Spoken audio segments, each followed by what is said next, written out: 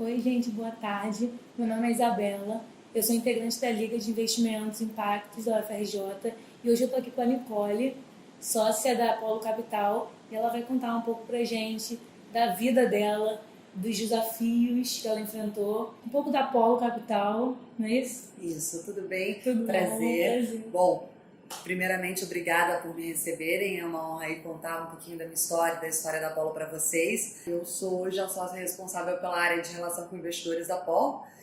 Estou aqui há quase 7 anos. Antes eu era do time de crédito, não era do time de relação de investidores. Estou só há 3 anos na área de relação com investidores. E cada dia é um novo desafio, né?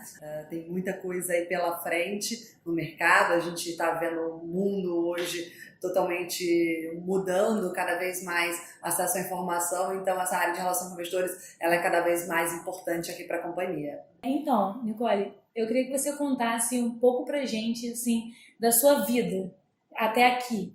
O que você fez até aqui, os seus desafios, sua jornada, suas escolhas? A história é um pouco longa, então depois a gente pode discutir mais. Se você achar interessante, me faz qualquer pergunta. Mas eu sou mineira, eu me mudei para o Rio com 15 anos para fazer o ensino médio aqui, o primeiro ano do ensino médio. Meus pais não queriam que eu viesse tão cedo, mas eu sentia uma necessidade de ter um aprofundamento maior na base escolar. Então eu lembro exatamente da cena que eu entrei no site, naquele computador branco ainda, antigo, no site da Veja com a lista de melhores escolas do Rio eu já precisava entregar um plano pronto de ação para eles para embasar minha decisão de me mudar para o Rio tão cedo. Então foi isso que eu fiz. Eu não me matriculei, né? Mas eu fiz a inscrição na escola e já cheguei logo para eles e falei: olha, tá aqui minha inscrição, agora eu preciso ir para o Rio na data tal fazer a prova. Então foi um pouco assim. E eles não tiveram muita escolha, então eu me mudei para o Rio para morar sozinha aqui. Meus pais continuaram em Minas e fiquei na escola de um ano e senti que todo aquele desafio que eu estava esperando, toda aquela base não estava sendo suficiente.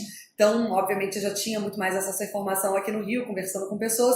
Fui para uma nova escola e aí sim foi totalmente desafiador, né? Lá, aquela aluna que estava sempre acostumada a tirar 10, gabaritar a prova, tirei 0. Então, realmente, ali foi um desafio. E quando eu entrei para essa nova escola, a base matemática deles era muito forte. E aquele raciocínio lógico, aquela 1 mais 1 é igual a 2, para mim, faz toda a diferença, né? Então, aquilo me acendeu uma luz e eu falei, bom, eu não sei o que eu quero fazer, mas eu sei que eu gosto desse raciocínio lógico, então a engenharia faz muito sentido para mim. E aí, logo, foi no 3º ano só que eu que eu decidi que eu ia fazer realmente engenharia e eu optei por engenharia de produção porque, como eu comentei, eu não sabia muito o que eu queria até então. Então, basicamente, foi um pouco esse o meu histórico. Eu vi no LinkedIn que você fez um intercâmbio para a França. Sim. E eu queria que você contasse mais o que te incentivou a fazer o intercâmbio, quais foram as expectativas que você criou no intercâmbio, se elas foram supridas. Conta mais pra gente. Quando eu entrei na faculdade, eu tinha uma palestra sobre uma possibilidade de duplo diploma, né? De você ir fazer uma faculdade de engenharia que era super renomada na França, que é a École Centrale. E quando eu vi aquela oportunidade, eu falei, é isso que eu quero fazer uma faculdade na França. Aquilo realmente brilhou os meus olhos. Eu não sabia, pra ser bem sincera, se isso ia ter um impacto muito positivo, o que isso ia ter de impacto, estava acabando de entrar na faculdade, mas eu sabia que era uma oportunidade e eu precisava agarrar aquela oportunidade. Então, eu comecei a me preparar muito, já antes de tudo, porque eu sabia que o CR era um dos principais pré-requisitos. Então, eu estudava muito na faculdade. E, finalmente, foi no segundo ano, né, por volta do 4º período de faculdade, começou o processo de seleção. Realmente, o CR faz total diferença. Eu consegui uma bolsa integral também no governo francês. E o intercâmbio, eu acho que abriu 1,5 milhão de portas, né? Quando você vai para um outro país, uma mentalidade totalmente diferente, você espera uma coisa, você acha que vai chegar na França, vai ser uma vida de glamour, né? Você vai ficar lá só realmente, literalmente bebendo champanhe. Não é isso. Literalmente, você lava o chão, você come o pão que o diabo amassou, literalmente. Porque são desafios intermináveis. Primeiro que o método de ensino deles é completamente diferente do nosso. Então, realmente, você tem primeiro um ajuste de mindset, né? Como você precisa pensar de acordo com eles. É o dia inteiro de aula, você tinha aula do início de 8 da manhã até as 6 da tarde. Então, você precisava virar a noite estudando, que no Brasil eu nunca tinha feito. E final de semana estudando, então realmente foi um super desafio. Mas isso também, de lado de positivo, né, acabou que me deu, primeiro, eu consegui me relacionar com pessoas do Brasil inteiro, de diversas faculdades do Brasil, o que foi muito, muito enriquecedor. E além disso, eles têm uma possibilidade de você entrar em contato com diversas empresas na França. E aí eu achava que eu queria trabalhar numa multinacional. E foi então, quando eu terminei o meu ciclo, que são 2 anos, né, de faculdade na França, eu me inscrevi para um programa na Procter & Gamble, né, a P&G, que é um programa super concorrido. Você tem concorrido com faculdades do mundo inteiro. E também, lá de novo, eu tracei uma meta e me preparei muito. Eu me preparava para as entrevistas, você tem diversos estágios lá. Você tem provas, como um GMAT online. Eu me preparei para o GMAT deles, né, interno da P&G. Então, cada etapa, você tinha um case, que era a terceira etapa. Cada etapa eu me preparava. Na internet, você tinha exemplos de prova antiga. Eu me preparei muito para isso. E eu consegui. E eu fui morar na Bélgica. Eu tinha uma equipe minha, eu desenvolvia, tinha uma tecnologia, eu precisava desenvolver aquela tecnologia. A minha fábrica era em Londres, eu estava na Bélgica, eu ia toda semana para Londres, então eu tinha um mundo de atribuições que eu achava que tão nova, né, não seria possível, e realmente foi. Então isso foi super enriquecedor e acabou que contribuiu muito. Hoje, estando aqui no Brasil, acho que seria muito difícil eu ter conseguido essa oportunidade numa multinacional lá fora. Eu tinha amigos, né, na Procter que fizeram Harvard, que fizeram Imperial College, que fizeram todas as faculdades melhores do mundo que você pode imaginar. Primeiro eu olhava aquilo e falava, caramba, eu tô aqui? O que eu tô fazendo aqui? Essa é a primeira impressão, né? E a segunda impressão, depois de passar esse susto, é que realmente você vê que a troca é muito enriquecedora, né? Então, agora que você já falou pra gente sobre a sua vida pessoal e suas escolhas, conta mais pra gente como que foi essa sua entrada no mercado financeiro. Legal. Bom, eu não sabia que queria mercado financeiro, né? Como eu comentei, eu tive uma experiência numa multinacional. Eu era obrigada a voltar para o Brasil para terminar minha faculdade, eu fiz um duplo diploma, mas eu tinha uma proposta de trabalho para eu voltar a trabalhar na Procter assim que eu terminasse a faculdade aqui no Brasil. E chegando aqui no Brasil, eu tinha só um semestre para me formar, e eu falei, bom, vou experimentar alguma coisa que não seja multinacional. Eu não tinha gostado muito de trabalhar numa multinacional. Acho que o primeiro ponto era a questão da hierarquia. Eu acabava, apesar de eu ter liberdade com o meu projeto, para eu conseguir falar com o presidente, eu ia precisar de ter no mínimo 5 anos de empresa. Eu só tinha visto ele através de teleconferência, onde ele fazia uma conferência para a empresa inteira. Era muito difícil, é muito difícil uma multinacional. Eu me senti uma formiga num formigueiro. E isso me levou a tentar procurar o mercado financeiro, porque eu sabia que no mercado financeiro você tem uma fluidez, né, e um nível de discussão entre as pessoas que é mais aberto do que numa multinacional, numa empresa com hierarquia. Além disso, na multinacional, eu sabia exatamente, obviamente fazendo as devidas ressalvas, qual cargo eu teria daqui a 2 anos, qual carro eu teria quando eu virasse gerente, enfim, quais os benefícios eu teria quando eu virasse diretora, e você tem mais ou menos um cronograma de quantos anos demora para você atingir aquilo, né? Então, realmente, para mim, saindo, né, da faculdade com aquela ânsia, com aquela ganância e ambição de conquistar o mundo, acabou que me restringia um pouco e eu precisava de uma liberdade maior. E aí surgiu, eu tinha uma amiga que trabalhava num banco, no BBM, era um banco familiar na época, hoje ele foi comprado por um banco chinês, né, pelo Bocom, mas na época ele tinha toda essa liberdade que hoje eu não sei como é a estrutura, mas na época você tinha uma liberdade e uma horizontalidade muito maior do que você tinha numa multinacional. E aí eu fiz um processo para lá, um processo que na época a vaga ajudou muito a tudo que eu queria, porque era uma vaga de analista de crédito, e eu queria justamente isso, conseguir ligar a economia real, que era o que eu fazia, né, indústria, empresa, junto com o mercado financeiro. E na verdade, quando eu estava lá na frente do processo, eles me convidaram para ser efetivada. Só que eu ainda tinha 6 meses de faculdade. Olhando isso, bom, eu falei, eu vou aceitar, mas de novo, eu não sei o que vai ser a minha decisão daqui a 6 meses, porque eu tenho uma outra proposta de trabalho. Mas eu aceitei o desafio, realmente foi bastante desafio.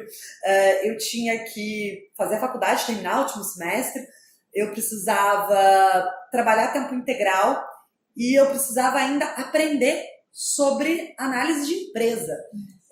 Eu ficava às noites aprendendo sobre contabilidade, que eu já tinha feito, mas em francês, imagina, era completamente diferente e até os termos utilizados. Então eu tive que aprender muita coisa e tive que realmente colocar ali várias metas para eu alcançar e aprender muita coisa. Então realmente foi um período um pouco conturbado, mas depois de 6 meses eu decidi que era aquilo que eu queria. Eu conseguia, com uma menina ainda, que na época nem formada no Brasil ainda estava, eu ia visitar a empresa, falava com o presidente da empresa, cabelo branco, ele olhava uma menininha novinha, e aí eu me maquiava, né, colocava salto alto para parecer mais velho. Então foi um período interessante e me levou à decisão de continuar no mercado financeiro. E por ter essa liberdade, né, e ter uma capacidade de evoluir muito mais rápido do que numa multinacional, e além disso, era muito enriquecedor, porque eu participava de comitês com o dono do banco, com toda a diretoria do banco, eu ouvia tudo que eles falavam e aquilo para mim era só absorver conhecimento. Então realmente foi muito enriquecedor. A gente sabe que nesse meio do mercado financeiro, os homens estão em muito mais número que as mulheres.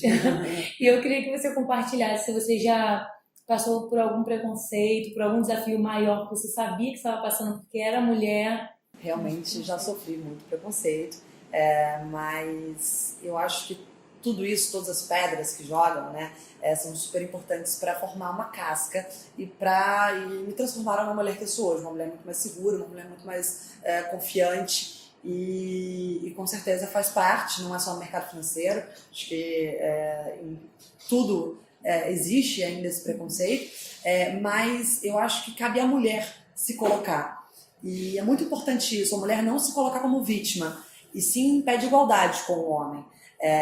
Porque cabe a nós nos colocarmos e cabe a nós sabermos o nosso potencial. Quando você olha, eu tenho um livro da Sheryl Sandberg, que é hoje a CEO do Facebook, e o livro dela fala justamente isso, que a mulher ela tem dentro dela e faz parte do DNA da mulher se colocar como vítima.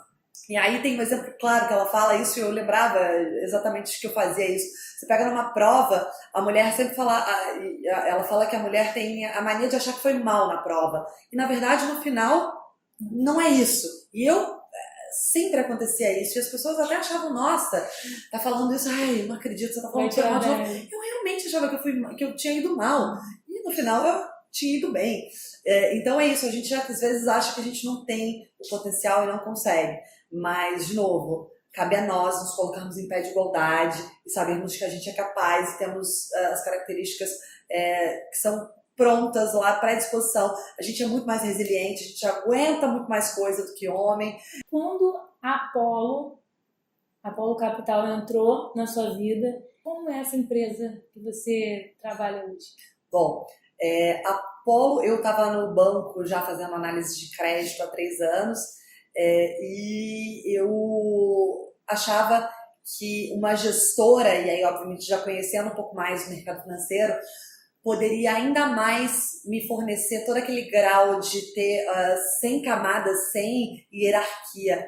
Porque aqui na Apollo a gente não tem diretor, não tem presidente, não tem nada. Todo mundo tá literalmente sentado junto, eu sento atrás dos sócios fundadores, o estagiário senta do meu lado, então realmente está todo mundo junto.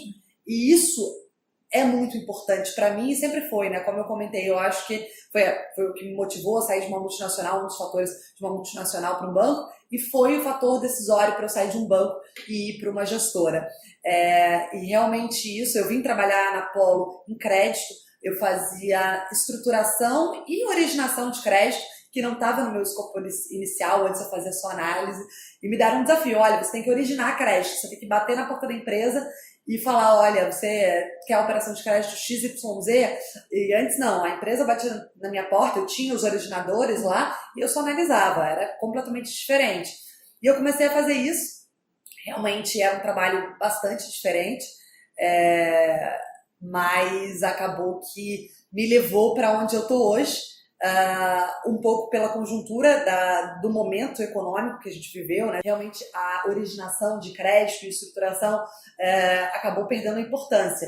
E aí me convidaram para assumir a área de relação com investidores, que na época o sócio que era responsável pela área de relação com investidores, ele tinha migrado para a área de crédito. A gente testou uma pessoa nova na área de relação com investidores, mas a gente teve um período de overlap e ele mesmo indicou meu nome para assumir a área de relação com investidores. Então, isso eu acho que é mais interessante ainda numa gestora. Você não entra para assumir um cargo. Você entra porque você tem o perfil da gestora. E lá dentro, você tendo multidisciplinaridade, você conseguindo ter vários chapéus, você faz o que você quiser. Tá numa gestora, você tem que ter cabeça de sócio. Você tem que pensar em todos os problemas da gestora e você tem que conseguir dar soluções múltiplas. Então, isso é muito interessante. E conseguir... na verdade, aceitei esse desafio, né, para assumir a área de relação com investidores, completamente diferente do que eu fazia até então, que era a parte de análise, mas que também tem uma parte que eu precisei aprender muita coisa, porque antes eu ficava só em crédito. A Polo, e aí já respondendo a sua pergunta, ela é uma gestora muito multidisciplinar. A gente aqui tem diversas estratégias de atuação. A gente faz desde crédito, como eu comentei, e diversos subsegmentos dentro de crédito. A gente faz crédito estruturado, crédito líquido, bonds, debentures. Então, você tem dentro de crédito diversas subcategorias. Além disso, a gente faz multimercado macro, a gente faz fundo de ações, e dentro de fundo de ações a gente tem diversas subcategorias. A gente tem um fundo chamado Event Driven, a gente tem um fundo Long Bias, a gente tem área de real estate. Então, você tem diversas empresas dentro de uma empresa só.